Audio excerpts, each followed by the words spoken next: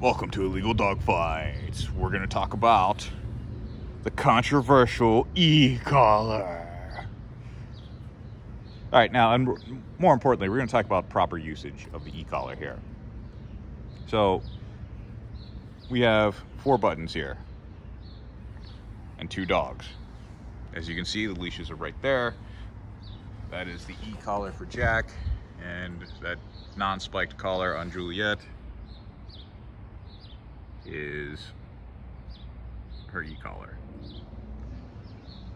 Okay, so how do we use this thing? Okay, we have 4 buttons here. Vibrate, beep, and the actual shock button. We also have the button down here to switch between the dogs. Now, as you can see, this top number here, that's the level of vibration. That's got nothing to do with the e-collar. She's just having a good time. Jack, go. So, how do we use this thing?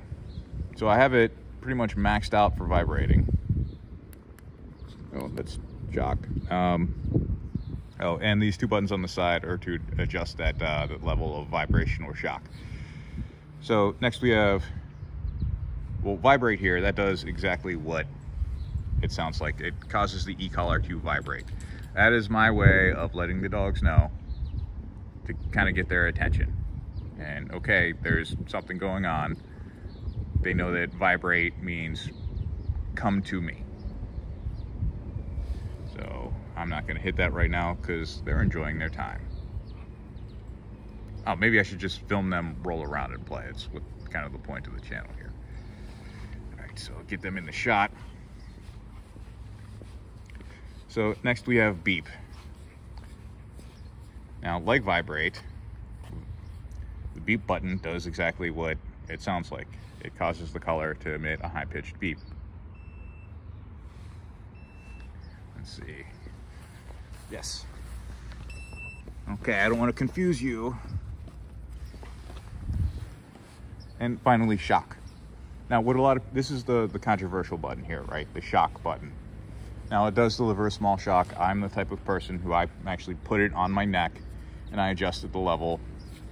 And it does not feel good. The lowest level, you know, it's very easy. I have a high threshold for pain, so I got it up to maxed out. I think this goes up to 15. I got it up to 15 and was still, you know, okay, this sucks, but it's not horrendously bad.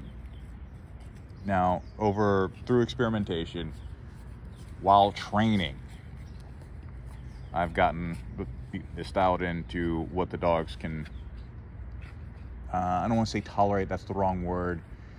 I have it adjusted to the level where it gets their attention, not hurt them. I'm not going to do it now because it does make that feeling is uncomfortable, and I don't want them to feel uncomfortable. They're also not doing anything bad right now. So this is reserved for when your dog is doing something that's going to get them hurt. I'm going to say that again. The shock button is for when your dog is about to do something or in the middle of doing something that will get them hurt. It's not when they're misbehaving. This is not to punish them. I'm going to say that again. The shock button is not to punish your dog. You don't punish your dogs. This provides a negative stimulus for a behavior that could get your dogs hurt. One of the best ways to get your dog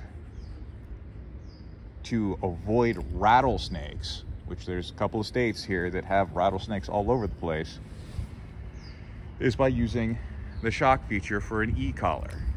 When the dog comes up to a rattlesnake, an actual rattlesnake, in a Tupperware container, and they start to sniff it and get close, they get zapped.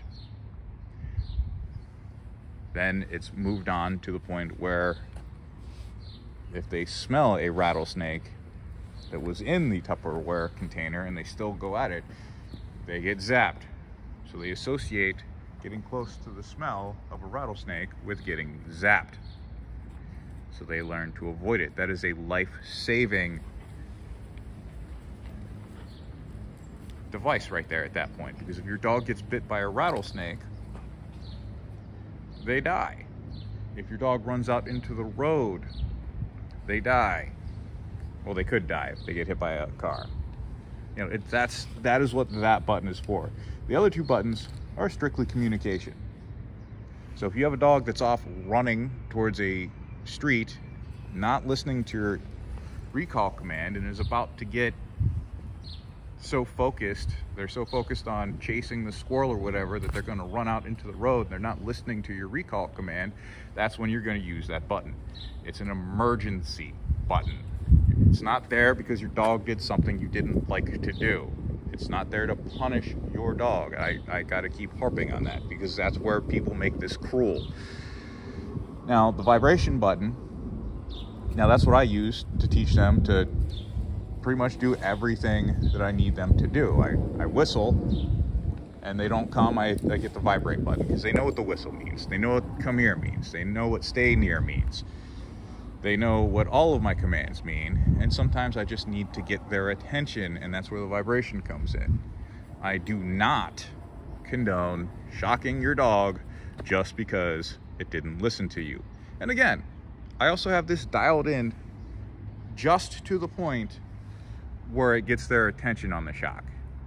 Again, it's not there to punish them.